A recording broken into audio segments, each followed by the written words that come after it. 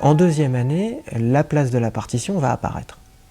On va reprendre ce qu'on a joué en première année, les premières semaines, en faisant des allers-retours pour que l'enfant se rende compte de la manière dont on utilise le code. Et là?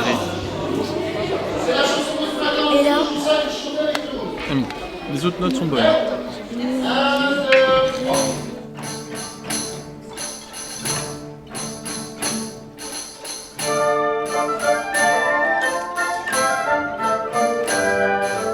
Nous commençons par de la musique baroque, pour que le langage harmonique soit plus simple, pour que les enfants aient plus de facilité à entendre les voix principales.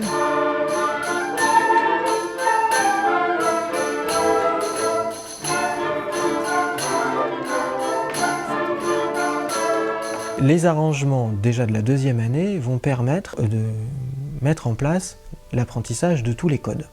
Parce qu'en première année, on essaie de mettre l'imitation active et l'oralité au centre de cet apprentissage tourné vers l'orchestre, que c'est ça la spécificité du projet, c'est l'orchestre qui devient le sujet de la pédagogie. En deuxième année, ces arrangements donnent la place à des œuvres qui sont plutôt la marque de l'orchestre symphonique, c'est plutôt des œuvres issues du patrimoine romantique, mais en gardant la même architecture de deux thèmes également, mais avec un langage harmonique plus compliqué, donc c'est plus difficile de se repérer, avec des notions d'accélération, avec des notions de ralenti, avec des contrastes qui sont plus importants.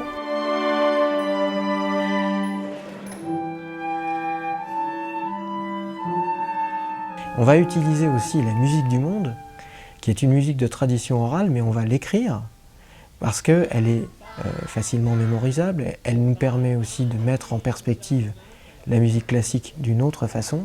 Donc on va faire des arrangements de cette musique du monde pour la rendre accessible aux enfants, mais compléter l'apprentissage de la musique classique avec des cycles rythmiques qui sont parfois beaucoup plus compliqués que dans une partition classique pour renforcer la notion de pulsation.